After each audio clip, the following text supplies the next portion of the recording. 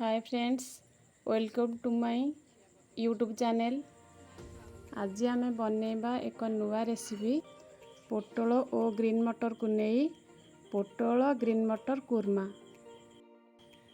एथिपाई 300 ग्राम पोटल नबा। काजू और चारू मगज को 20 मिनिट पानी रे बतुरई रखिबा। 200 ग्राम ग्रीन मटर, 2टी मीडियम साइज पियाज, 2टी टमाटो, अदा रसुण पेस्ट, काजू और चारू मगज पेस्ट, कोकोनट मिल्क, गोटे फाड़ नड़िया को नहीं कोराइबा, सेथिरे गरम पानी देई ताकु भल भाव चिपुड़ीबा, सेथिरु कोकोनट मिल्क प्रस्तुत करिबा। फास्ट पोटल को भल भाव धोई नेबा। तापरे पोटलर चोपा को अल्प अल्प चांची नेबा। पोटल को 2 फाड़ करी काटिबा, जेमिति यार गोटे पट साइड जॉइंट हुई रहिबो।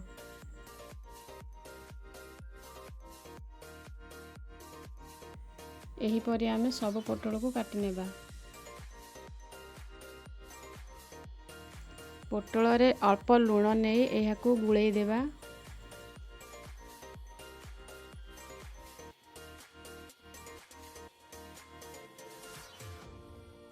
आसंतु प्रथमे पोटल को भाजी नेबा। एथिपाई 50 ग्राम रिफाइन तेल पकाइबा। पोटलटी को तेल रे भल भावे मिक्स कर नेबा।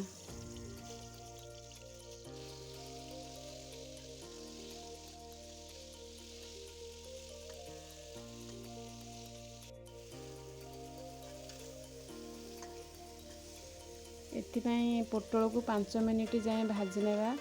आपण चाहिए पोटल को तेल रे छाणी नहीं पारिबे।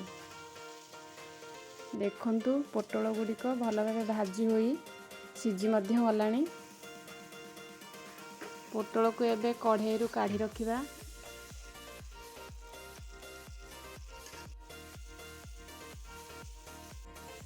दुईटी आलू नहीं मीडियम साइज रो काटी मु आगुरु सिझाई रखिछि।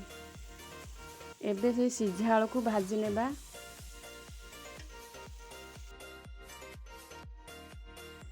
आसंतु एबे तरकारी प्रस्तुत करिबा। कढ़ाई को भल भावे गरम करी 2 रु 3 चामच रिफाइन तेल देबा। फुटण रे जीरा किछि लवंग फुटेबा। एबे आमे कटा जाइतबा पियाज को पकाइबा। पियाज टी गोल्डन कलर आसीबा जाए पियाज को भाजी नउथिबा। तापरे अदा रसुण पेस्ट को देबा। अदा रसुण रो कंचा बासना जीवा जाए ताको फ्राई करथिबा।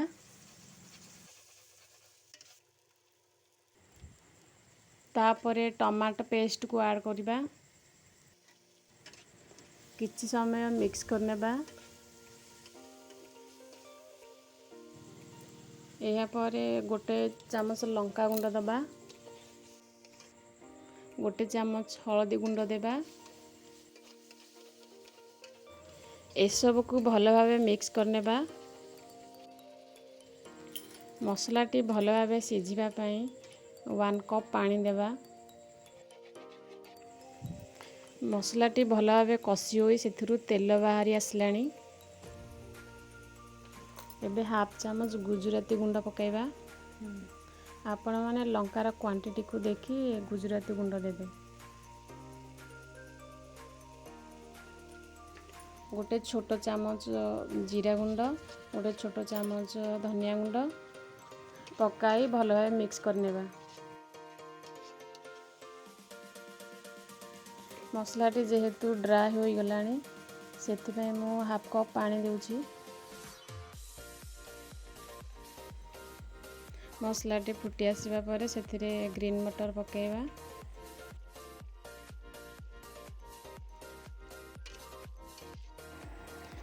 ग्रीन मटर टी सिझिबा पई 2 मिनिट घोड़णी देबा। आपण माने चाहिए ग्रीन मटर को भाजी की पकाई पारिबे। एबे स्वाद अनुसार लुण पकाइबा। जेहेतु पोटल भाजिबा समय लुण पकाइथिले सेथिपाई लुण देखिकी पकाइबा।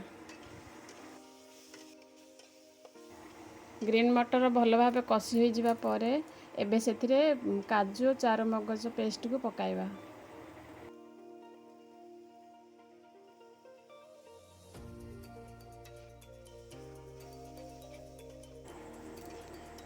मसला सहित ए पेस्ट को भल भाव मिक्स करनेबा। प्राय 1 मिनिट पर भजा होइतिबा आलू को पकाइबा। मसला रे आलू को भल भाव कषि नेबा। मसला एठी ड्राई होई गलानी सेथिपाई मु एठी काजू पेस्ट पानी को ऐड करूची।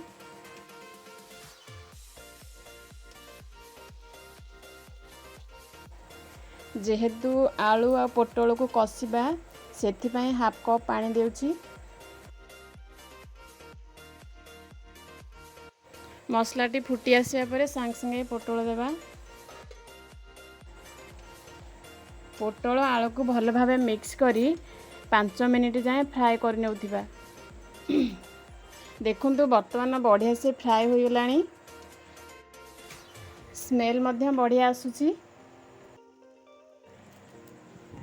तापरे 1 ग्लास कोकोनट मिल्क देबा।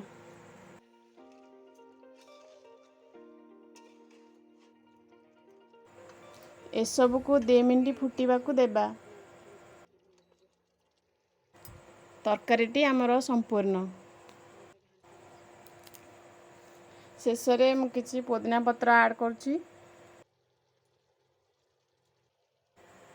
पोटल ग्रीन मटर नुआ रेसिपी आपण माने घरे बनै की खांतु। देखिए बहुत बढ़िया लागिवो, टेस्टी मध्य लागिवो। आपण माने थरे बनै की खांतु, बारंबार बनै की खाइबा पई इच्छा हबो।